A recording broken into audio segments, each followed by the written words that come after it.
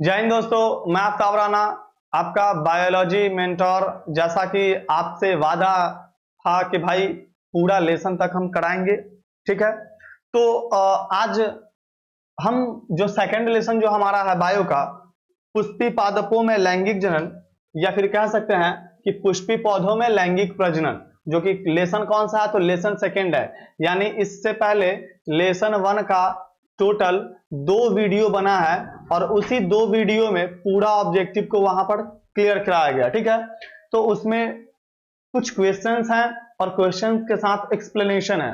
तो आज हम लोग उम्मीद करते हैं ऐसा है कि हम लोग एक ही वीडियो में ना पूरा क्लास को खत्म कर देंगे, यानी सेकंड लेसन जो है वो उसका कोई टेंशन ही नहीं होगा अपने को ऑब्जेक्टिव में। ओके, तो अब हम लोग देखेंगे यहां से कुछ कि कौन कौन सा क्वेश्चन होगा, ठीक है। और आप अपनी ईमानदारी जरूर रखिएगा, आप बताइएगा कि आपको टोटल 40 नंबर में से कितने नंबर प्राप्त हुए, ठीक है।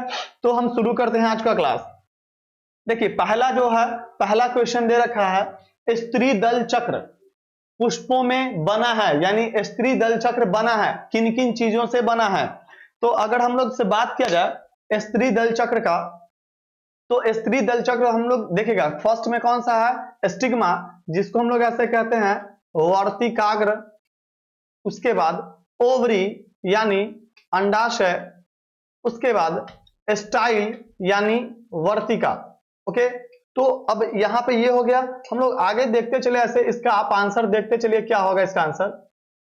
तो ये हो गया इसका ओवरी, ये हो गया आपका स्टाइल, और ये वाला स्ट्रक्चर जो हो गया आपका, इसको हम लोग बोलते हैं स्टिग्मा।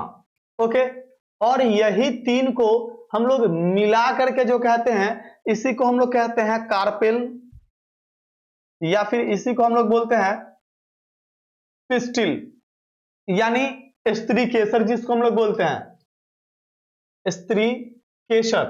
तो स्त्री केसर में किन किन चीज होगा, तो स्टाइल भी है, स्टिग्मा भी है और ओवरी भी है, यानी वर्तिका भी है, वर्तिकाग्र भी है, और कौन सा अंडाशय। तो इसका आंसर जो होगा ऑप्शन नंबर डी, इनमें से सभी। चलिए नेक्स्ट क्वेश्चन की ओर चलते हैं। नेक्स्ट क्वेश्चन जो है, भ्रूण पोष वाले बीजों को कहा जाता है, यानी वैसे बीज जिनमें भ्रूण पोष, भ्रूण पोष यानी हम लोग बोलते हैं उसको एंडोस्पर्म, एंडोस्पर्म पाया जाता है।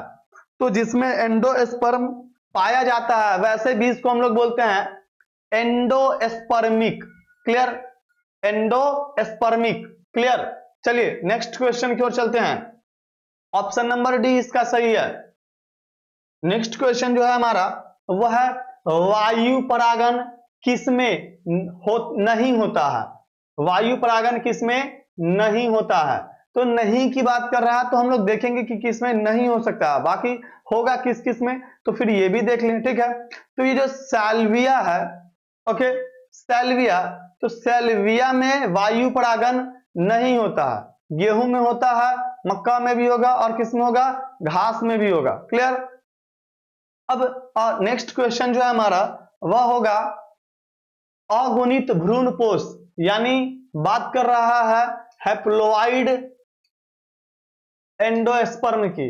किसकी बात कर रहा है, हैप्लॉइड एंडोस्पर्म की, यानी अगुणित भ्रूण पोष में किसकी विशेषता है। क्लियर। तो ये हम बिहार बोर्ड का भी क्वेश्चन होता है और उससे आगे बढ़ करके भी देख सकते हैं। तो भ्रूण पोष के बारे में जरा कह रहा है, तो इसके बारे में थोड़ा सा समझ लें क्या होता है क्या नहीं होता देखेंगे। और ये सपोज दैट क्या है मेरा, बना रहे, सो इसको हम लोग बोलते हैं भ्रूण पोष, सॉरी कोष। इसको हम लोग अभी तक क्या बोले हैं, शब्द पे ध्यान रखेंगे, इसको हम लोग बोलते हैं भ्रूण कोष। इसके चारों ओर नहीं कहेंगे, साइड में जो आवरण जो बना रहे हैं, चलिए कलर चेंज करके बना रहा है, ये जो साइड में जो आवरण दिख रहा है, इस आवरण को हम लोग बोलते हैं अध्यावरण। नाम सब लिखते चलेंगे, टेंशन नहीं है।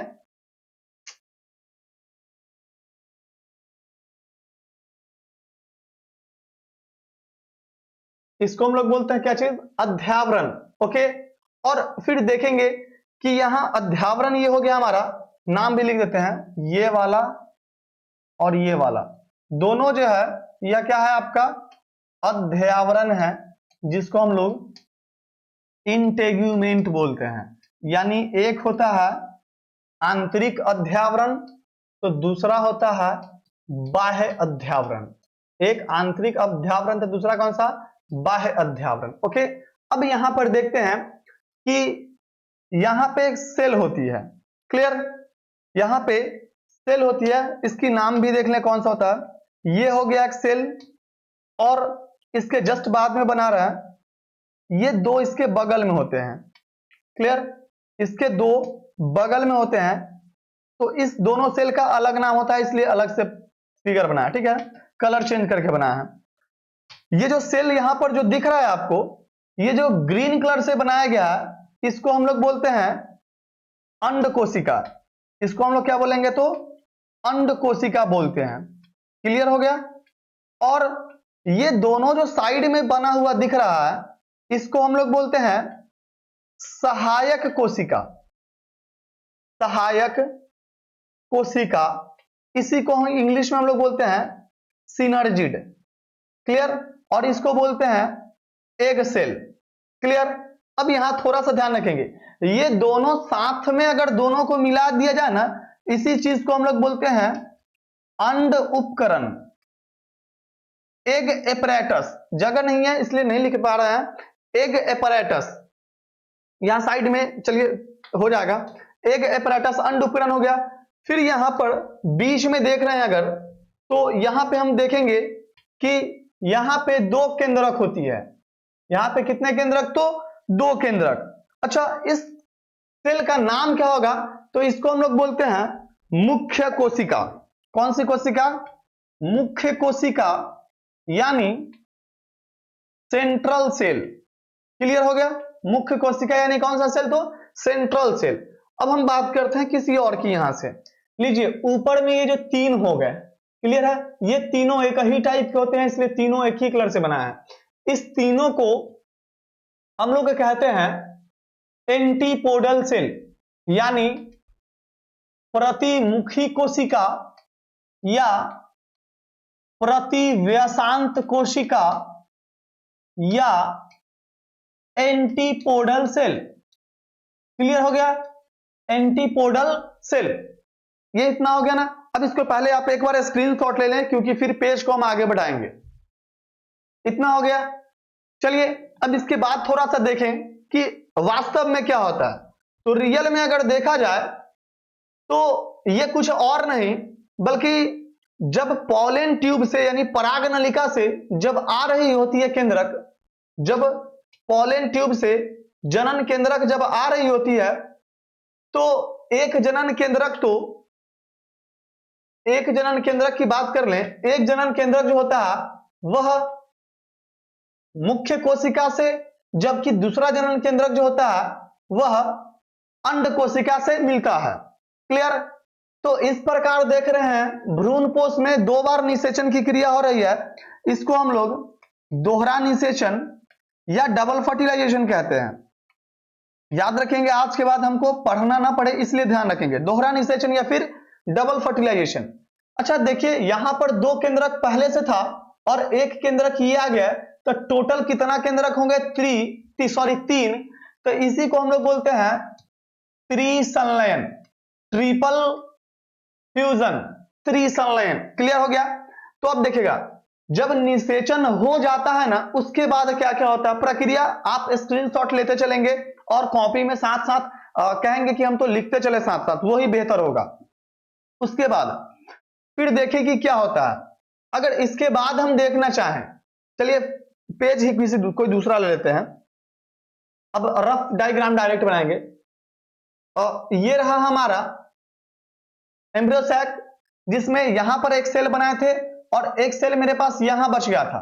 क्लियर। तो ये जो मेरा था इसको हम लोग एग सेल बोल रहे थे, ठीक है। तो एग सेल क्या बनाया, युग्मनज बनाया।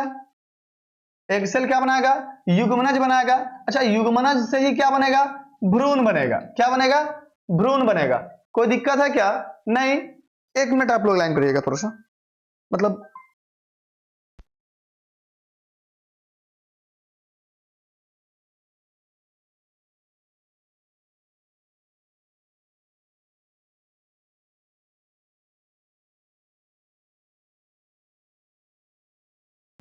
चलिए सॉरी, फिर से शुरू कर रहे हैं, थोड़ा सा प्रॉब्लम हो गया था। तो युग्मनज ये भ्रूण था। चलिए ये वाला जो हम लोग मुख्य कोशिका देख रहे हैं ना, इसी को हम लोग द्वितीयक कोशिका भी कहते हैं। इसी को हम लोग क्या कहते हैं? द्वितीयक कोशिका। याद रखेंगे सब एक एक टर्म, क्योंकि बहुत इंपॉर्टेंट होता है ये टर्म। तो द्वितीयक कोशिका सबसे पहले किसमें बदलता है? तो द्वितीयक कोशिका जिसमें बदलेगा ना, उसको हम लोग बोलते हैं प्राथमिक भ्रूण पोष कोशिका। कोई दिक्कत? शॉर्ट में इसको हम लोग लिखते हैं पीईसी, प्राइमरी इंडोस्पर्म सेल। चलिए प्राथमिक भ्रूण पोष कोशिका के अंदर अगर केंद्रक हुआ तो इस बनेगा किसमें? प्राथमिक भ्रूण पोष केंद्रक। क्लियर? जिसको शॉर्ट में हम लोग क्या बोलेंगे? पीईएन बोलते हैं। क्लियर हो गया? अब ये भ्रूण पोष किसमें बदलता है? तो ये फाइनली बन जाता है भ्रूण पोष में। किसमें बदलेगा? तो भ्रूण पोष में। अच्छा, भ्रूण पोष का फंक्शन क्या होगा? तो भ्रूण पोष का फंक्शन हम लोग कहेंगे कि भ्रूण को पोषण प्रदान करना। भ्रूण को क्या करना? पोषण प्रदान करना। तो ये किसका काम था? तो भ्रूण पोष का काम था। ठीक है, कोष अलग होता है, ये बाहर जो दिख रहा है ये कोष था। ठीक है, ये स्ट्रक्चर, लेकिन ये क्या है? पोष है। तो क्वेश्चन पे चलते हैं। हमारा क्वेश्चन कौन सा था? ठीक है, क्वेश्चन पे अगर चलें तो क्वेश्चन मेरे पास है यहाँ पे कि अगुणित भ्रूणपोष निम्नांकित में से किसकी विशेषता है। ओके, तो एक बार यहां पर फिर से फिगर नहीं देख लें। तो ये तो जो हम लोग फिगर बना रहे हैं ये है आवृत बीजी की। किसकी है? आवृत बीजी, जिसको हम लोग बोलते हैं एंजियोस्पर्म। क्लियर हो गया? तो एंजियोस्पर्म में यहां पर केंद्रक कितना दिख रहा है? तो 3। तो ये भ्रूणपोष जो है ये 3n है। अच्छा, 3n मतलब क्या होता है? तो सर 3n मतलब होता है त्रिगुणित। 3n मतलब क्या होता है? त्रिगुणित होता है। क्लियर हो गया? जबकि हमसे क्वेश्चन जो पूछा है, वह क्वेश्चन जो पूछ रहा है वह क्वेश्चन हमसे किस चीज का पूछ रहा है? अनावृत बीजी का। क्वेश्चन हमसे किस चीज का पूछ रहा है? तो क्वेश्चन हमसे जिम्नोस्पर्म का पूछ रहा है। ध्यान रखेंगे, क्वेश्चन हमसे जिम्नोस्पर्म का पूछा है, तो आई होप कि आंसर भी हम किसका देंगे? तो जिम्नोस्पर्म का देंगे। तो जिम्नोस्पर्म का भ्रूणपोष जो होता है वह होता है आपका n, यानी इसको हम लोग बोलते हैं अगुणित। ओके, और अगर हमसे आवृत बीजी का पूछे तो अभी सर हम बताए हैं आपको, आवृत बीजी का अगर पूछ रहा है भ्रूणपोष तो आवृत बीजी में होता है 3n, जिसको हम लोग बोलते हैं सर त्रिगुणित। चलिए सर, मजा आ गया। फिर हम आगे देखते हैं, इसके बाद क्वेश्चन पे चलते हैं। तो उम्मीद करते हैं कि आपको ये जो पूरा था ये पूरा आपको समझ में आएगा। इसमें बहुत सारे समझाने वाली चीजें हैं, लेकिन हम आपको फिर भी छोड़ दे रहे हैं अभी थोड़ा सा। ठीक है ना? लगेगा तो आगे पढ़ा देंगे, बता देंगे। तो सर देख लें हम नेक्स्ट क्वेश्चन की ओर। तो नेक्स्ट क्वेश्चन क्या कहेगा, हम इसकी बारे में बात कर लेंगे सर। ठीक है, बहुत अच्छी बात है। चलिए देखिए क्या कहता है भ्रूणपोष का। अभी जस्ट थोड़ी देर हम पहले हम आपको बताएं कि भ्रूणपोष का फंक्शन पूछा है आपसे, कार्य। तो भ्रूणपोष का कार्य क्या होता है?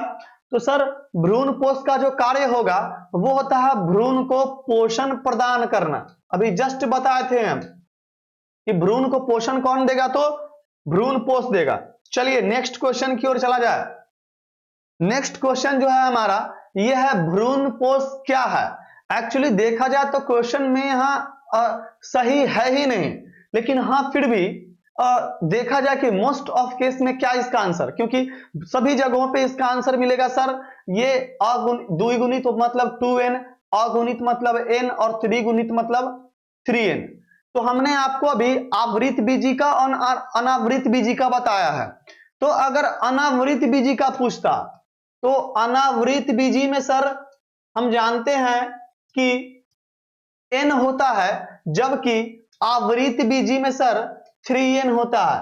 तो सर यहां पे तो क्वेश्चन क्लियर नहीं है। जी बिल्कुल सही है, क्लियर नहीं है, लेकिन ज्यादातर जो पूछा जाता है क्वेश्चन ये आवृत बीजी के रेस्पेक्ट में पूछा जाता है भाई। इसी में तो हम लोग देखते हैं आवृत बीजी में फिर से हम लोग 2 भागों में बांटते हैं ना आवृत बीजी को, मोनोकोटिलेडॉन, डाइकोटिलेडॉन, एक बीजपत्री और द्विबीजपत्री कभी ऐसे मम्मी को कहा कि मम्मी आज मोनोकॉट्स और डाइकॉट्स बनाओ ना, मार खा जाओगे वैसे मम्मी से, मेरा क्या है, हम तो पढ़ा करके चले जाएंगे। ठीक है, यानी जिसमें एक बीज पत्र वो मोनोकॉटिलेडॉन और जिसमें दुई बीज पत्र वो डाइकॉटिलेडॉन। चलिए ठीक है, तो ये 3N इसका सही आंसर होगा सर ऑप्शन नंबर सी। लेकिन ध्यान हमको दोनों रखना है अगर आपसे पूछ ले तो। चलिए नेक्स्ट क्वेश्चन की ओर चलते हैं। भ्रूणपोष की सेंट्रल कोशिका, देखते हैं आपका आईक्यू कितना तेज है सर, हम सब पढ़ा चुके हैं। ठीक है, भ्रूणपोष की सेंट्रल कोशिका क्या कहलाएगी, तो सेंट्रल कोशिका जो होती है ना वह सेंट्रल कोशिका कहलाती है सेकेंडरी सेल।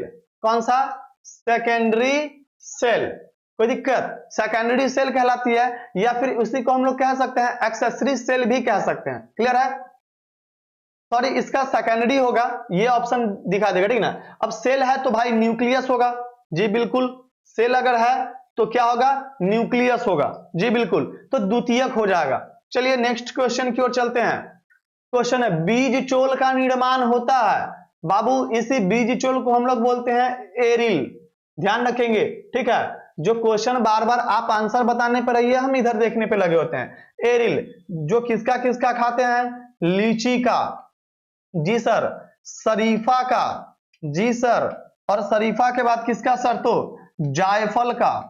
क्लियर, ये सबका हम लोग क्या खाते हैं, तो एरिल खाते हैं, यानी इसका खाया जाने वाला भाग कौन सा होता है, तो एरिल, जिसको हम लोग बीज चोल कहते हैं। चलिए आप जनरल क्लास में पढ़े होगे तो इसके बारे में थोड़ा सा अभी बता देते हैं। वैसे इसका आंसर होगा कौन सा होगा, तो बीज चोल का निर्माण जो होता है वह किससे होता है पता है आपको, हम बता रहे हैं, वो एक्चुअली इसका आंसर होता है ऑप्शन नंबर ए, पेरिकार्प। हम बता देते हैं क्या होता है, फोटो याद रखिए, इस वाले फिगर पे हम फिर से चलेंगे।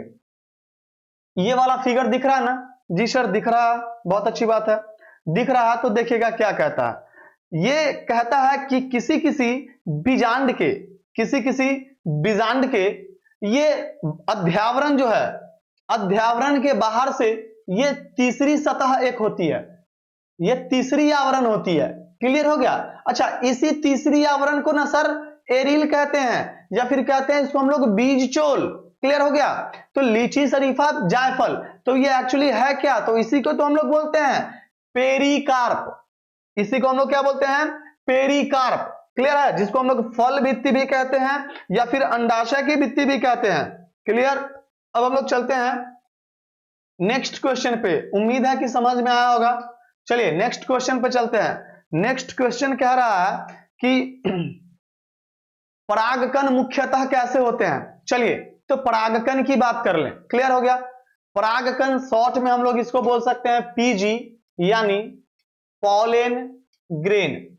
पॉलेन ग्रेन की बात कर ले तो पॉलेन ग्रेन तो हम जानते हैं सर नर युग्मक होता है, और अगर युग्मक लगा दिया सर मतलब हैप्लोइड होगा। जी बिल्कुल सही है आंसर आपका, बिल्कुल सही है। चलिए नेक्स्ट क्वेश्चन की ओर।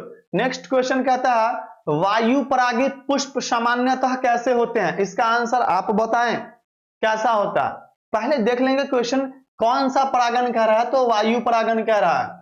तो वायु परागन अगर करना है तो उसमें आकर्षण से क्या लेना देना है, वायु कौन सा पुष्प का कलर देखने जा रही है भाई, वाओ अट्रैक्टिव, उसको क्या मतलब यार, उसको तो बस पॉलेन ग्रेन लेकर के आना है। तो वो होगा कैसे कैसे, पुष्प छोटा होगा और रंगहीन होगा, यानी ऑप्शन नंबर डी होगा इसका सही आंसर। अब थोड़ा सा देख लें हम लोग सर इसी के बारे में, यहीं पर देख लेते हैं। हमसे बात छेड़ रखा है परागन की, ठीक है, परागन की छेड़ रखा, छोड़ेंगे तो नहीं भाई, हम खोपड़ी में छेद करके छोड़ेंगे। ठीक है, अब देखेंगे परागन जो होता है वह कुछ दो प्रकार का होता है, एक होता है स्वपरागन, ये बहुत अच्छे से जानते हैं, और एक होता है पर परागन, ये भी आप जानते हैं। ठीक है, स्वपरागन पर परागन, अगर नहीं समझ में आए ना तो आप पिन कर दीजिएगा, कमेंट कर दीजिएगा, फिर हम इस पर बता देंगे। वैसे ज्यादा अब बेहतर होता है कि सब लोग समझ जाते हैं, कुछ नहीं होता है विशेष। जानते हैं कि पर परागन के क्या होते हैं कारक, क्योंकि पर परागन में देखते हैं कि इसमें युग्मक को ढोने वाला कुछ ना कुछ होना चाहिए, युग्मक को क्या करने वाला, ढोने वाला, या फिर कह सकते हैं कि युग्मक को ले जाने वाला। जी बिल्कुल सही सर, तो उसी को तो हम लोग बोलते हैं कारक। अच्छा कौन सा कारक, तो हम लोग कह सकते हैं पॉलिनेटर, इसको कह सकते हैं, क्या कह सकते हैं, पॉलिनेटर, या फिर ये भी हम लोग कह सकते हैं पॉलिनेटिंग एजेंट। क्या कह सकते हैं? पॉलिनेटिंग एजेंट कह सकते हैं। जी बिल्कुल सही सर, कह सकते हैं। तो कारक इसके कौन कौन से हो सकते हैं? एक नंबर का ऑब्जेक्टिव में क्वेश्चन पूछा जाता है, हम सब देख लेंगे, ठीक है। पहले, अगर जीव जंतुओं द्वारा हो रहा है, किसके द्वारा हो रहा है? जीव जंतु द्वारा अगर परागण की प्रक्रिया हो रहा है तो प्रक्रिया का नाम होगा जूफिली। क्या होगा? जूफिली, ठीक है। अब यहां से ध्यान रखेंगे, अगर ये परागण की प्रक्रिया जल द्वारा हो रहा है, किसके द्वारा? तो जल द्वारा। तो जल द्वारा होगा तो इसको हम लोग बोलते हैं हाइड्रोफिली, ठीक है। जल द्वारा में भी दो होता है, एक सतह में होता है, एक उसके नीचे। इतना बिहार बोर्ड कभी डेप्थ में ले नहीं गया है, ठीक है, तो याद रखेंगे। जल द्वारा हो गया। फिर अगर आपसे पूछ ले सर कीट द्वारा होगा तो क्या हो सकता है?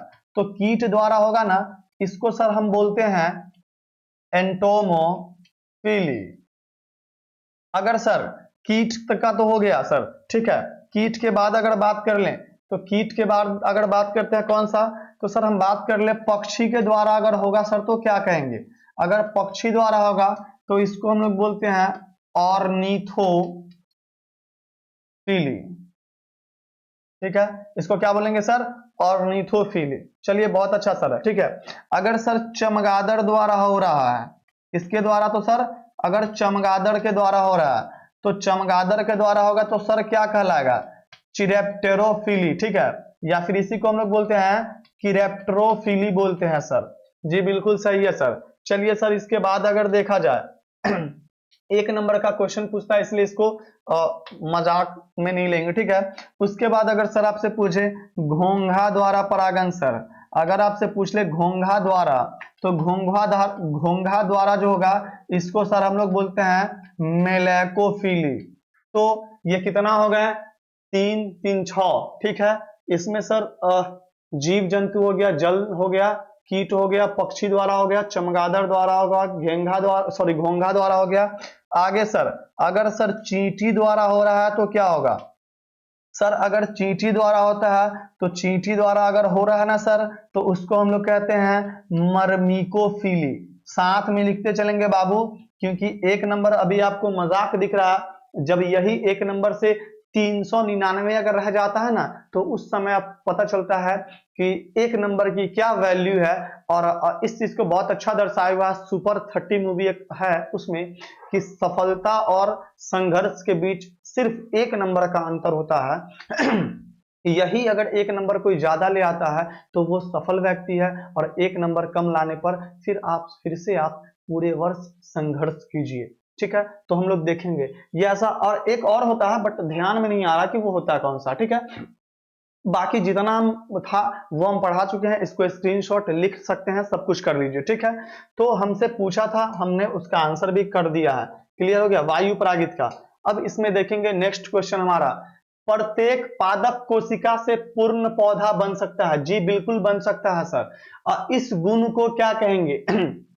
तो सर इस गुण को ना हम लोग टोटीपोटेंसी कहते हैं। हम लोग को याद है सर, अगर हम लोग बात कर रहे हैं थोड़ा सा किसकी अगर बात कर ले तो लीजिए, अगर हमको बात करना है तो कि कौन सा पादप, प्रत्येक पादप कोशिका से मतलब पूर्ण पौधा बन सकता है। भाई क्लोन भी तो करते हैं, ठीक है, जो उससे भी तो यही हो सकता है, जिसको हम लोग बोलते हैं टिश्यू कल्चर। कल्चर मीडियम में भी तो यही करते हैं।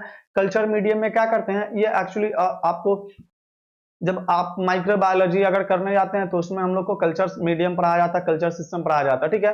तो वहां पे देखा जाएगा। फिर अगर बायोटेक में भी थोड़ा सा तो अभी समझने का प्रयास करेंगे थोड़ा सा कि क्या होता है। आपके बॉडी में से एक सेल निकाल लेगा, उसको फेवरेबल कंडीशन में रखेगा, और फिर फेवरेबल कंडीशन में ऑब्वियस है कि ग्रो करेगा, तो ग्रो करके फिर नया बना लेगा। प्रोसेस भाई है, इसको हम लोग बोलते हैं टोटीपोटेंसी, ऑप्शन नंबर सी। चलिए नेक्स्ट क्वेश्चन जो है हमारा, वह नेक्स्ट क्वेश्चन कौन सा आएगा?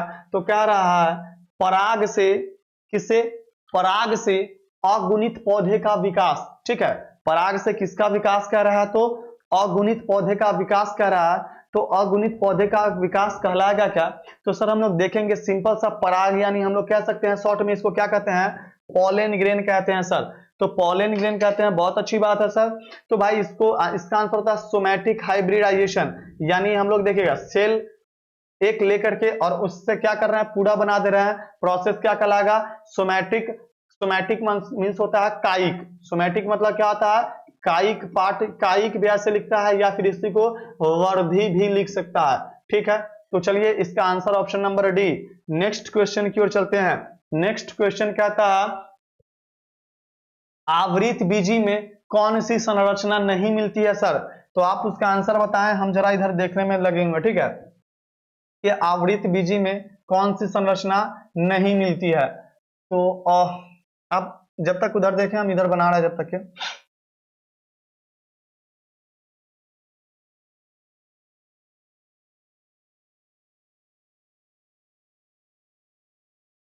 ठीक है,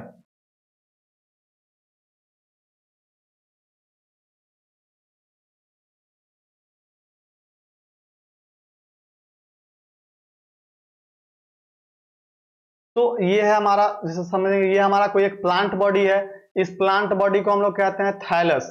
ठीक है, थैलस कहते हैं, जिसमें सबसे ऊपर होता है जिसको हम लोग ग्लोब्यूल भी कहते हैं इसको। ठीक है ना, और नीचे वाले को लोक्यूल कहते हैं। इसका सीधा आंसर अगर हम लोग देखना चाहें तो लो भैया, ऊपर का जो आपको दिख रहा है ना, इसी को हम लोग बोलते हैं क्या चीज पता है, ओओगोनियम। इसको हम लोग क्या बोलते हैं, ओओगोनियम या ऊगोनियम भी बोलते हैं। और नीचे वाला जो होता है इसको हम लोग बोलते हैं एंथ्रीडियम। ठीक है, एंथ्रीडियम एक जगह बोलते हैं, मतलब अलग अलग जगह पे, और एक जगह हम लोग बोलते हैं आर्कीगोनियम या फिर आर्चीगोनियम। ठीक है सर, तो अब हम लोग देख लें यहाँ पे विशेष ओगोनियम को हमको देखना नहीं, जितनी की देखना है उतनी की बात कर ले। ये इसका मेल स्ट्रक्चर होता है। ठीक है, एंथ्रीडियम या फिर आर्कीगोनियम। तो आर्कीगोनियम जब भी देखने को मिलता है ना सर, तो ये हमको देखने को मिलता है मतलब कि इसको हम लोग कह सकते हैं कि मतलब यूनिसेल्युलर, जैसे सवाल हो गया, फिर उस सब में देखने को मिलता है। तो ये आर्कीगोनियम तो सर हमको देखने को नहीं मिलता ना, परागकोश देखने को मिलता है, अंडप भी देखते हैं, गुरु युग्मकोद्भिद भी कहते हैं, फीमेल गैमेटोफाइट जिसको हम लोग कहते हैं, वो भी मिलता है हमको, लेकिन सर आर्कीगोनियम नहीं मिलता है, यानी ऑप्शन नंबर ए। चलिए नेक्स्ट क्वेश्चन पे चलते हैं। बीजांड के वृंत को क्या कहते हैं? आप इसका आंसर बताएंगे, हम इसके बाद वाले में डिटेल समझाएंगे इसका क्या होता है। कि बीजांड के वृंत को क्या कहते हैं, यहाँ पे फ्यूनिकल ल आएगा यहाँ पे। ठीक है, चलिए अब बताइए क्या होता है बीजांड के वृंत को, एक्चुअली हम लोग कहेंगे क्या। तो देखेंगे, बीजांड जो हम लोग थोड़ा देर पहले देख चुके थे, इसका सही आंसर होगा सर ऑप्शन नंबर ए। Okay, funicle. ठीक है, कैरेंकल और कुछ नहीं, हम बता रहे हैं कि होता क्या। ठीक है, और मतलब जिसको हम लोग अपने भाषा में ऐसे अंडी कहते हैं, आप देखे होंगे। ठीक है, तो अंडी का जो सबसे ऊपर वाला पार्ट जो होता है ना, उजला वाला थोड़ा सा जो होता है, फैटियस लेयर जो होता है, ग्रुप ऑफ, तो उसी को हम लोग बोलते हैं कैरेंकल बोलते हैं। क्लियर क्लियर हो गया। अब इसके बाद वाले में हम समझा देते हैं, इसके डिटेल्स दे रखा है। ठीक है सर, आपको थोड़ा सा दिख रहा होगा। ठीक है ना, तो ये क्या है, माइक्रोपाइल यानी बीजांड द्वार। ये क्या है, तो नीचे अगर ऊपर माइक्रोपाइल है तो सर नीचे में तो ऑब्वियस है कि सर नीचे में कैलेजा होगा, या फिर इसी को हम लोग चलाजा कहते हैं, हिंदी में इसको हम लोग कहते हैं निभाग। क्लियर है और ऊपर वाले को हम लोग क्या बोलते हैं, बीजांड द्वार। जी बिल्कुल सर। अब हम लोग इसके आगे देखें, बीजांड द्वार। यहाँ पे ये जो सेल आपको जो दिख रही है ना, ये सेल है आपका एग एपरेटस। इसी सेल को सर एग एपरेटस कहते हैं। और यहाँ पर जो 3 सेल जो दिख रही है, इसी को सर हम क्या कहते हैं, तो इसी को हम लोग कहते हैं ना एंटीपोडल सेल। और बाहर में यहाँ पर बहुत सारे सेल्स दिखाई दे रहे होंगे, जिस सेल्स को कहते हैं न्यूसेलस। जिस सेल को हम लोग क्या कहते हैं, न्यूसेलस। और इसी न्यूसेलस में से कोई एक, इसी न्यूसेलस में से कोई एक फिर बनता है आगे। ठीक है, देखिएगा ये बाहर में जो लाइनिंग जो आपको सर दिख रही है ना, इसी लाइनिंग, ये जो लाइनिंग दिख रही है, इसी लाइनिंग को हम लोग क्या कहते हैं, इम्ब्रियो सैक यानी भ्रूण कोश क्या बोलते हैं, सॉरी भ्रूण कोश क्या बोलते हैं, भ्रूण कोश हो गया। कोई दिक्कत है क्या? नहीं। अब देखेंगे ये बाहर में सर जो लेयर दिख रहा है ना, ये लेयर, इसको इंटेग्यूमेंट अध्यावरण कहते हैं सर। तो ये बाहर भी है और ये एक अंदर भी है सर। जी बिल्कुल सही है सर तो एक्चुअली देखिएगा, ये यहां से उठ करके आ रहा है। ठीक है, उठ करके आने के बाद देखिएगा, ये उठ करके आने के बाद देखिएगा, ये नीचे में जो आ रहा है ना, नीचे में जो स्ट्रक्चर आ रहा है यहाँ से, ये भी नीचे में क्या रहा है, स्ट्रक्चर जो आ रहा है, इसी स्ट्रक्चर को ही हम लोग, ये जो येलो कलर का जो स्ट्रक्चर हम बना रहे हैं, इसी येलो कलर के स्ट्रक्चर को ही सर हम लोग क्या कहते हैं, तो सर इसी को फ्यूनिकल कहते हैं। कोई दिक्कत नहीं है सर। चलिए इसमें और एक नाम बता देते हैं हम आपको, ठीक है, कि सर वो तो स्ट्रक्चर फ्यूनिकल है, लेकिन सर ये पार्ट देखिएगा, ये चैलेजा का पार्ट है, कैलेजा का पार्ट है, और ये सर बीजांड किसका भाग है, तो फ्यूनिकल है। लेकिन सर ये जो बीच वाला यहाँ जो टर्म जो दिख रहा है ना, इस वाले भाग को क्या कहते हैं, तो इस वाले भाग को सर हम लोग ना क्या कहते हैं, हम बता रहे हैं, इस वाले भाग को सर ना हम लोग कहते हैं हाइलम। इस वाले भाग को क्या कहते हैं सर, हाइलम कहते हैं। ठीक है, तो इतना तक तो हो गया ना। तो हाइलम, अब एक चीज यहां पर हम आपको थोड़ा सा दिखाने का कोशिश करेंगे। देख रहे हैं, ये हो गया आपका, ये वाला स्ट्रक्चर दिख रहा है, इस वाले स्ट्रक्चर को हम लोग कह रहे थे, क्या कह रहे थे इस वाले स्ट्रक्चर को, तो भाव इस वाले स्ट्रक्चर को अपन लोग कह रहे थे, देखिएगा इस वाले स्ट्रक्चर को हम लोग कह रहे थे क्या चीज, फ्यूनिकल। फ्यूनिकल के जस्ट ऊपर में हमारा कौन सा था, तो फ्यूनिकल के जस्ट ऊपर था हमारा कौन सा, हाइलम। और हाइलम के जस्ट ऊपर अगर देखा जाए सर, तो हाइलम के अगर जस्ट ऊपर दिखा रहे हैं, तो ये कौन सा है सर, कैलेजा, यानी चैलेजा। और चैलेजा के जस्ट ऊपर देखे सर, तो कौन सा है, माइक्रोपाइल। यानी सब एक लाइन में है ना सर, सब एक लाइन में है ना। तो इस टाइप का जो बीजांड जो देखने को मिलता है ना, इस टाइप के ही बीजांड को सर ना हम लोग कहते हैं ऑर्थोट्रोपस बीजांड। इसी टाइप के बीजांड को हम लोग क्या कहते हैं सर, ऑर्थोट्रोपस बीजांड कहते हैं। ठीक है, जिसमें क्वेश्चन भी देता है, फ्यूनिकल का सर F, हाइलम का H, चैलेजा का C, माइक्रोपाइलर का N। यानी सब एक लाइन में हो। सब कितने लाइन में हो, तो सर एक लाइन में हो। 1 मिनट लाइन पड़ेगा, मतलब सॉरी थोड़ा सा।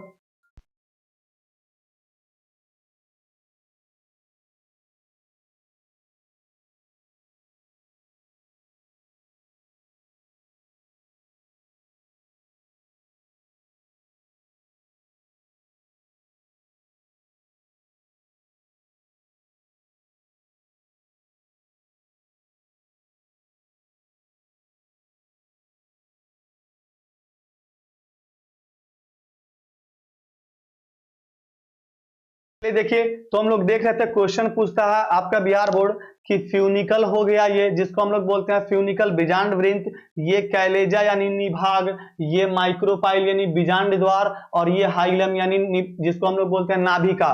जब सब एक लाइन में हो ना सर, तो इस टाइप के बीजांड को हम लोग ऑर्थोट्रोपस बीजांड कहते हैं। सर बीजांड ना 6 प्रकार का पढ़ना होता है। ठीक है, फिर से थोड़ा सा वेट कीजिएगा।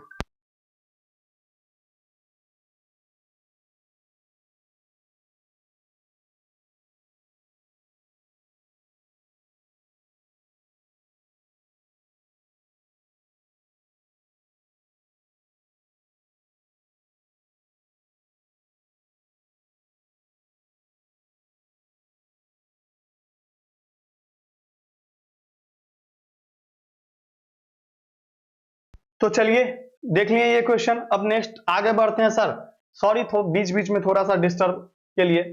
चलिए नेक्स्ट क्वेश्चन है, निषेचन के पश्चात बीजांड परिवर्तित होता है। तो निषेचन के पश्चात बीजांड सर किसमें परिवर्तित होता है, तो याद रखेंगे 3 स्ट्रक्चर सर याद कर लें हम। ठीक है, ये 3 स्ट्रक्चर हमको जो याद करना है, बस हम इसी को याद रखेंगे।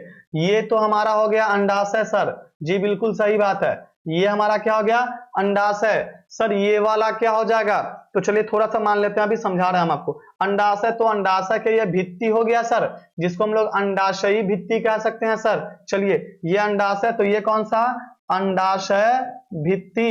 कोई दिक्कत है, अंडाशय भित्ति।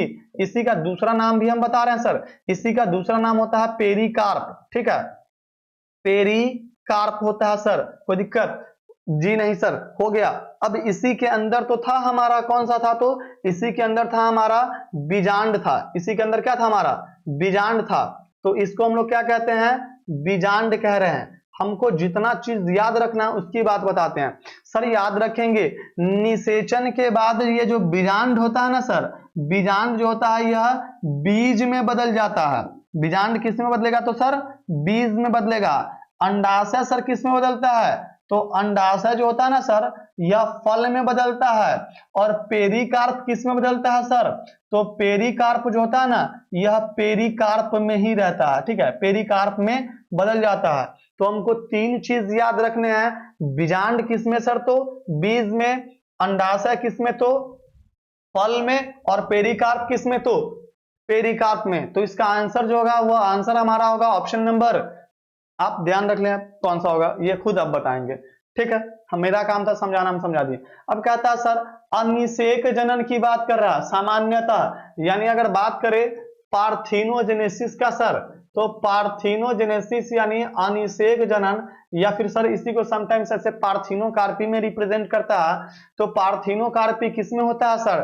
तो इसका आंसर होगा ऑप्शन नंबर ए, अंगूर में है सर। चलिए नेक्स्ट क्वेश्चन चलते हैं, वीडियो थोड़ा सा लंबा होगा, बस पैसेंस बना करके रखें, आज के बाद आपको सेकंड लेसन में कोई परेशानी नहीं होगी। देखिए सर, हमने आपको पढ़ा रखा था, अभी जस्ट थोड़ी देर पहले बताया था, ऑर्थोट्रोपस बीजांड में बीजांड तथा निभाग होते हैं, बीजांड द्वार यानी माइक्रोपाइल तथा निभाग यानी चैलेजा, हम आपको बताए थे। फनिकल के ऊपर चैलेजा के ऊपर, फनिकल के ऊपर कौन सा? तो फनिकल के ऊपर हाइलम, हाइलम के ऊपर चैलेजा, और उसके ऊपर कौन सा? माइक्रोपाइल, या फिर आप ऐसे भी कह सकते हैं फनिकल, हाइलम, माइक्रोपाइल, और उसके ऊपर कौन सा? कैलेजा। क्लियर हो गया सर? तो ये जो आप देख रहे हैं ना सर, इस सब एक लाइन में दिख रहा है ना, तो जब सब एक लाइन में दिख रहा है ना, इसी को हम लोग बोलते हैं ऑर्थोट्रोपस बीजांड। तो इसका आंसर होगा ऑप्शन नंबर सी। चलिए नेक्स्ट क्वेश्चन की ओर चलते हैं। किसने सिद्धित किया था कि कोशिका जो होती है वह टोटीपोटेंसी सेल होती है?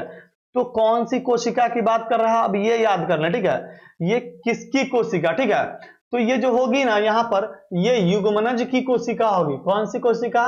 युग्मनज, यानी टोटीपोटेंसी सेल जो होती है वह जाइगोट की सेल होती है। यानी सीधा बात आप यहाँ पर समझने का थोड़ा सा प्रयास करेंगे कि ये मेल गैमेट था स्पर्म, और ये कौन सा था? फीमेल गैमेट था। दोनों आपस में मिला, तो मिलने से क्या बना? तो सर टावर बना, यानी जाइगोट बना सर। तो जाइगोट तो एक सेल है सर जिसका व्यास 0.01 mm के करीब है सर, जी बिल्कुल। और यही जाइगोट से सर आज हम लोग इतने बड़े हैं। तो यही एक कोशिका के पास इतनी कैपेसिटी होती है कि यह पूरे मानव जीव को निर्माण कर ले, ठीक है। तो ये स्टीवार्ड इसका आंसर होता है ऑप्शन नंबर बी, सिद्ध किया था। चलिए नेक्स्ट क्वेश्चन की ओर चलते हैं सर।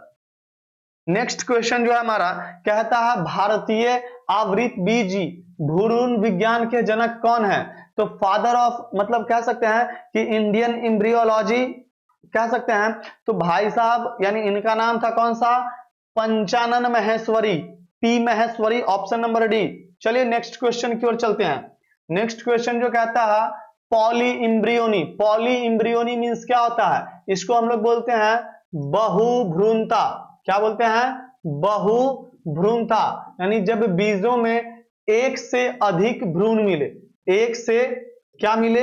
अधिक अगर भ्रूण मिल रहा है तो उसी कंडीशन को हम लोग कहते हैं बहुभ्रूणता। किसमें? तो बीज में। अब यहां पर ध्यान रखेंगे, तो ये होता किसमें है? तो इसका आंसर जो होगा ऑप्शन नंबर बी, सिट्रस फल में, या इसी को हम लोग बोलते हैं खट्टे फलों में। किसमें? खट्टे फलों में होता है पॉली इम्ब्रियोनी, ठीक है सर। चलिए नेक्स्ट क्वेश्चन, क्वेश्चन नंबर 21। जब जायांग में स्त्री केसर एक दूसरे से जुड़े होते हैं, एक दूसरे से आपस में क्या होता है? अटैच होता है।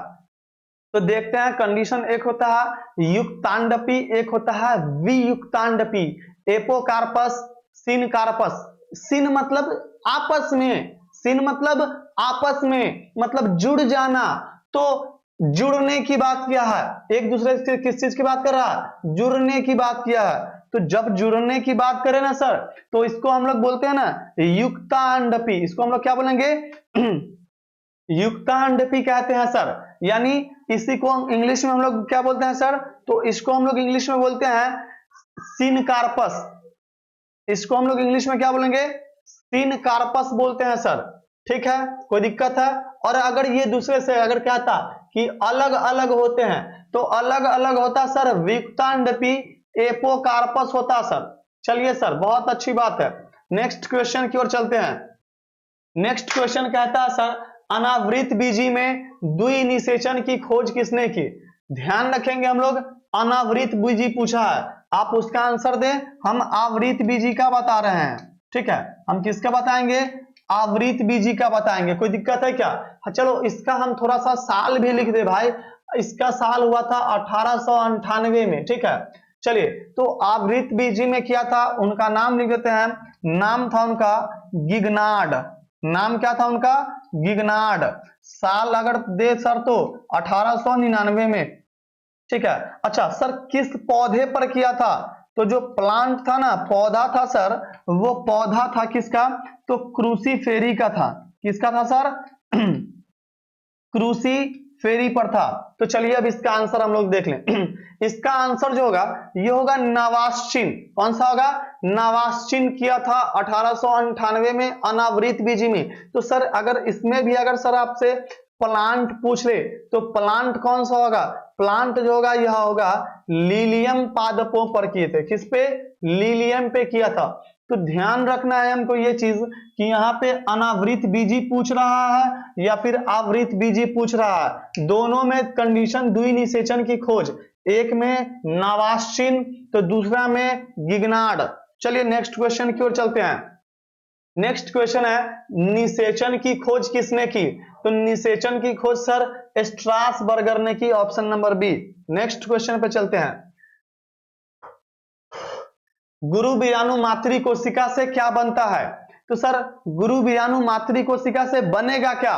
एक्चुअली देखिएगा, इसी को तो हम लोग बोलते हैं एमएमसी, मेगास्पोर मदर सेल। ठीक है, मेगास्पोर मदर सेल, तो इससे बनता है मेगास्पोर बनेगा सर, गुरु बीजाणु बनेगा, ऑप्शन नंबर बी। गुरु बीजाणु मातृ कोशिका से क्या बनता है? तो मेगास्पोर बनेगा। ठीक है, इसको हम लोग बोलेंगे mega spore. Okay, mega spore.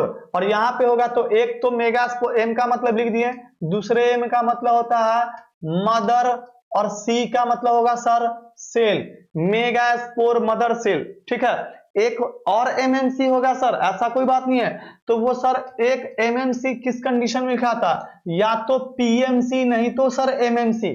तो पीएमसी मतलब होता है पॉलन मदर सेल, वो डिटेल्स में पढ़ने के बाद होता है, रहने देते हैं यहाँ पे क्वेश्चन में।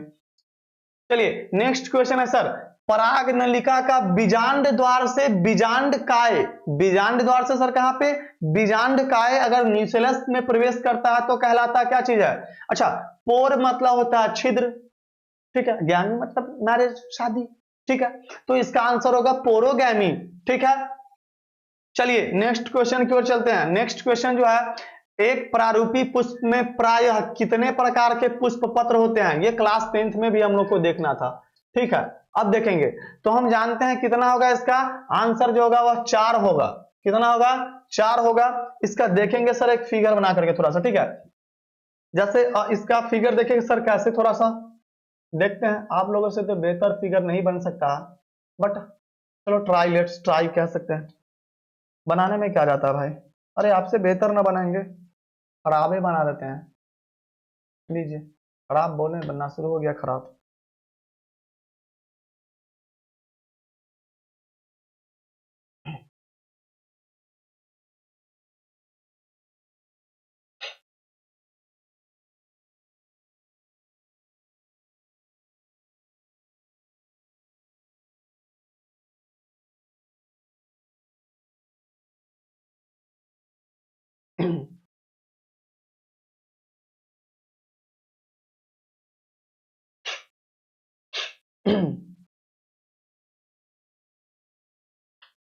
इस कलर से नहीं।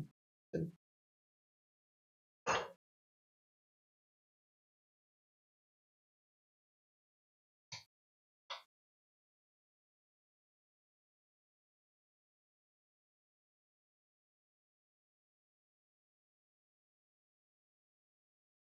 चलिए सर, आई होप कि आपको उतना बेहतर तो नहीं कह सकते हैं, बट हाँ, ना से हाँ तो कह ही सकते हैं। ये जो होता है सर, इसको हम लोग बोलते हैं ना ऐसे, देखिएगा उस पर लिखा होगा दल पुंज, इसको हम लोग बोलते हैं बाह्य दल पुंज। क्लियर? इसको हम लोग बोलते हैं, ये टोटल स्ट्रक्चर को हम लोग यहां से यहां तक बोलते हैं पुमंग, इसको हम लोग क्या बोलते हैं, पुमंग, या फिर इसी को बोलते हैं पुंकेसर। याद है मुझे, ऐसा नहीं कि याद नहीं है, ठीक है। और ये होल स्ट्रक्चर यहां से जो यहां दिख रहा है ये रेड वाला, तो ये रेड वाला स्ट्रक्चर जो दिखता है ना, इसको हम लोग ऐसे करके बोलते हैं स्त्री केसर। क्या हम लोग बोलते हैं, स्त्री केसर।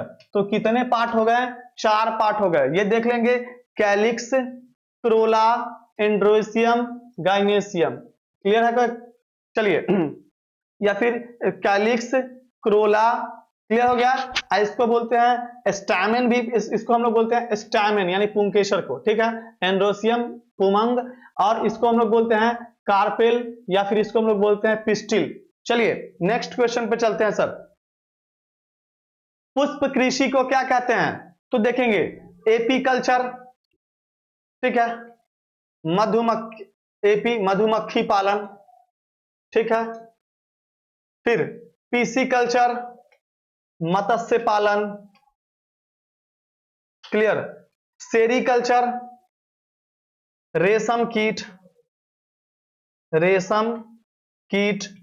तो इसका आंसर सर फ्लोरिकल्चर हुआ। चलिए नेक्स्ट क्वेश्चन, परागकणों में विशेषकर कौन सा विटामिन होता है? तो हमसे पूछा परागकण में कौन सा विटामिन होता है। तो पहली बात आप उधर आंसर दीजिए, हम इधर देख लें इसका थोड़ा सा चीरफाड़। विटामिन पंक खोज किया था, बना किससे है? तो सर वाइटल प्लस एमीन से मिलकर के बना है। जी बिल्कुल। चलिए अब इसका आंसर देख लेते हैं। परागकण में जो होता है यह विटामिन कौन सा सर? तो बी। इसका रासायनिक नाम thiamine, A retinol, vitamin D इसको हम लोग बोलते हैं कैल्सीफेरॉल, और विटामिन सी एस्कॉर्बिक एसिड। नाम उतना याद नहीं रखना आपको। चलिए नेक्स्ट क्वेश्चन, सर इमैस्कुलेशन किससे संबंधित है? इमैस्कुलेशन मतलब होता क्या है सर? तो इमैस्कुलेशन मतलब होता है विपुंसन। विपुंसन इमैस्कुलेशन होता क्या है? चलिए आप इधर समझेंगे, हम इधर समझा रहे, आप उधर आंसर। सॉरी, काहे का गड़बड़ हो गया है? जिंदा नहीं रहना था तुमको, धोखा, अपने साथ धोखा हो गया, पता नहीं क्या हुआ, धोखा और अभाव।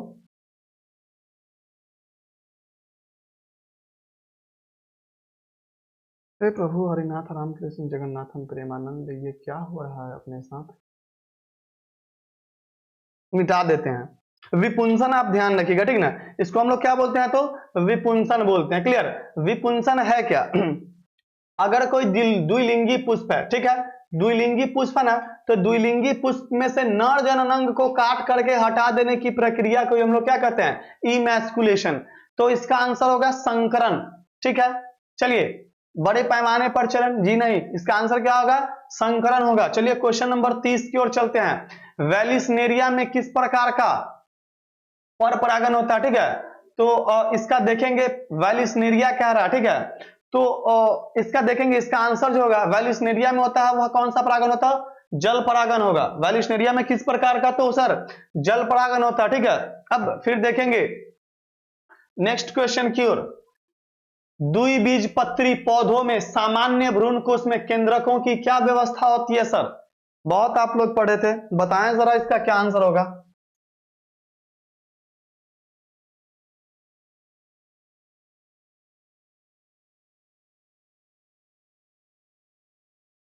सर ये तो ऐसे ही बता सकते हैं सर। 3 2 3 7 कोशिका और 8 केंद्रक, तो इसलिए आवृत बीजी भ्रूणपोष को तो सर 7 कोशिकीय 8 केंद्रकीय कहते हैं। जी बिल्कुल सही है आपका, ठीक है। 7 कोशिकीय और कौन सा? 8 केंद्रकीय। तो इसका आंसर क्या होगा? 3 2 3, ऐसे सब 8 पूर्ण रहा। जी बिल्कुल, लेकिन इसका सटीक कौन सा होगा? तो अगर मान लिया जाए कि ये नीचे में अंड उपकरण है तो ये माइक्रोपाइलर इंड हो जाएगा, तो ये चैलेजल इंड हो जाएगा। चलिए क्वेश्चन नंबर 32 की ओर चलते हैं। बीज का उत्पादन असंग जनन द्वारा हो रहा है सर। तो बीज का उत्पादन अगर असंग जनन यानी इसका मतलब होता है एपोमिक्सिस। तो एपोमिक्सिस सर होगा किसमें? तो एपोमिक्सिस, देखिए सर इसका आंसर होगा आपका घास और एस्ट्रेशिया। Clear, option number A. चलिए नेक्स्ट क्वेश्चन, भूमि फल निफल है, इसका आंसर होगा ऑप्शन नंबर बी मूंगफली। ठीक है, चलिए नेक्स्ट क्वेश्चन, निम्नलिखित में से किसमें जल द्वारा परागण होता है? चलिए हम आपका दिखा देते हैं कि क्या है क्या नहीं है। क्लियर है, पहले आप देख लीजिए उधर, फिर हम बता देते हैं इधर। इसका आप अगर ऑनलाइन में क्वेश्चन उठा करके देखते हैं ना, ठीक है, आप गूगल महाराज का, ठीक है, आप ले सकते हैं। तो गूगल बाबा को जब उठाएगा कि हाय गूगल बाबा हाउ आर यू, तो क्या क्या I am fine and what's about you, तो वो उनसे पूछेगा कि गूगल बाबा हमको एगो क्वेश्चन का आंसर जानना है, निम्न में से किस में जल द्वारा परागण होगा ना, तो गूगल बाबा कहेंगे क्या पता है, उन सब को लगा देते हैं। ठीक है, और क्या करेंगे, नहीं तो अगर कभी आंसर देंगे तो किसका आंसर देंगे, कहेंगे कि जलकुंभी आंसर होगा। नहीं भाई, जलकुंभी इसका आंसर होने से ही रहा। अगर आपके पास किताब है ना, तो हम कह रहे हैं अभी अगर आपके पास किताब अगर लेकर के बैठे हैं, तो किताब लेकर के बैठे हैं तो सबसे पहले देवताओं द्वारा लिखित पुस्तक एनसीईआरटी के पेज नंबर 31 पे जाइए। ठीक है, जिसमें 1 से 16 तक अगर होगा लेसन, तो 31 पे जाइए तो आपको मिलेगा कि कौन कौन सा, एक तो हाइड्रीला, दूसरा वेलिस्नेरिया, और एक होता है समुद्री घास जिसका नाम होता है जोस्टेरा। ठीक है, एक कौन सा, जोस्टेरा। तो हाइड्रीला, वेलिस्नेरिया और जोस्टेरा में कौन सा परागण होता है, तो जल द्वारा। भाई जलकुंभी में तो यार या तो कीट द्वारा होगा और नहीं तो फिर किसके द्वारा होगा, वायु द्वारा होगा। ठीक है, लेकिन क्या करेंगे, आंसर गलत मिलता है। विश्वास है मेरे पे तो बहुत अच्छी बात है, नहीं तो एक बार एनसीईआरटी पे विश्वास कर लीजिए, नहीं तो फिर प्रभु आप धन्य हैं, आपको कोई नहीं समझा सकता है। ठीक है, चलिए इसका आंसर क्या होगा, ऑप्शन नंबर डी वेलिस्नेरिया तथा हाइड्रीला दोनों होगा। चलिए नेक्स्ट क्वेश्चन की ओर चलते हैं। क्लियर, नेक्स्ट क्वेश्चन पे चले हैं, पुष्प बंद होता है, इसमें हम एक ट्रिक बताएंगे हम आपको। ठीक है, कौन सा कहलाएगा, पुष्प, इसको ट्रिक एक हम बताते हैं।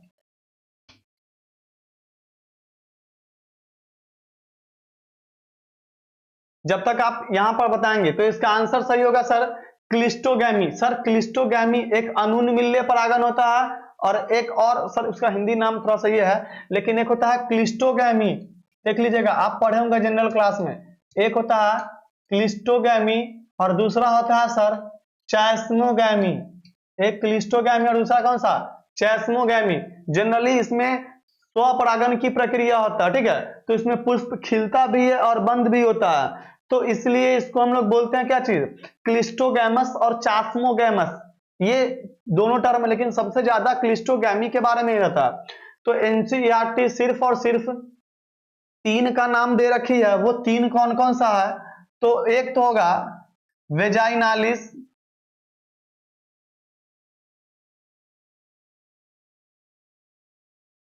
दूसरा OX से ऑक्जेलिस, और तीसरा कॉम से कॉमेलिना। जी सर, ये सर हम याद ऐसे कर कराना चाहिए, जैसे आप कोई लिंक है, ठीक है, उसको गूगल क्रोम पे जब ओपन करते हैं ना, तो समटाइम्स वो लिंक खुलता भी है और समटाइम्स यानी कभी कभार वो लिंक नहीं भी खुलता है। तो मतलब कभी पुष्प खिला तो कभी नहीं खिला। ठीक है, तो इसी को जो बोलते हैं, इसलिए हम लिख दिए यहाँ पे ट्रिक vioxx.com। क्लियर, चलिए नेक्स्ट क्वेश्चन की ओर। 100 परागकण बनने के लिए कितने सूत्री विभाजन होने चाहिए?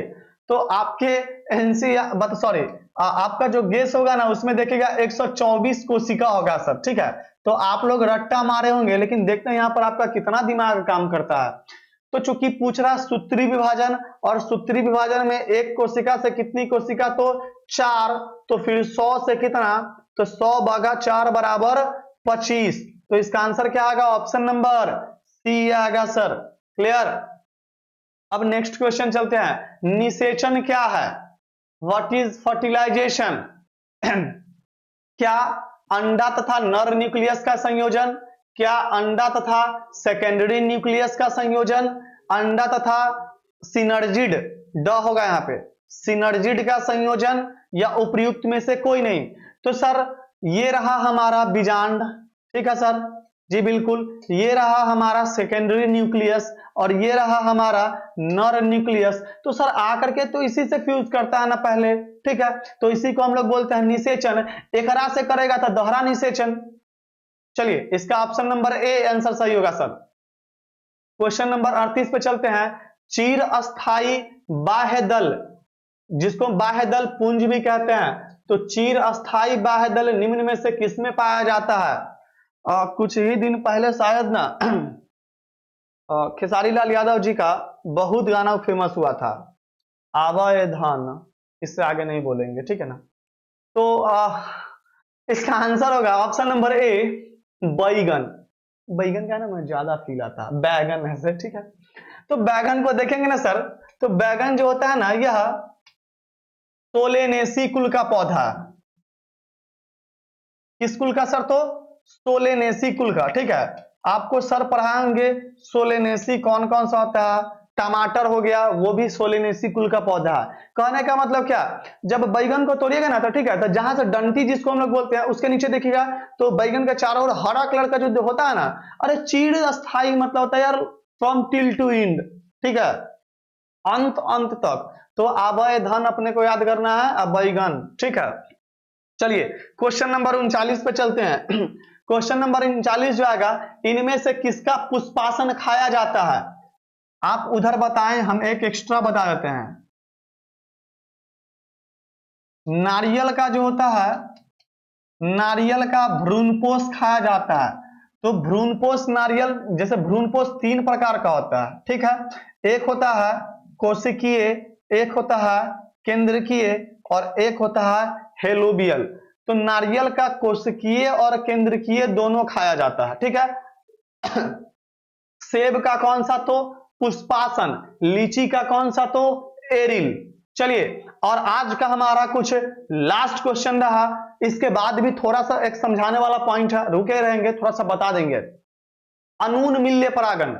तो अनून मिल्य परागन वाले पौधे निश्चित रूप से होता है। तो अनून मिल्य में कैसा परागन होता है? तो स्वपरागन होता है। अनून मिल्य में कैसा होगा? स्वपरागन भी होता है और समटाइम्स इसमें ना पर परागन भी होता है, ठीक है। अनून मिल्य में कौन कौन सा? स्वपरागन और पर परागन। तो ध्यान रखेंगे अपने को ए और बी दोनों, ठीक है।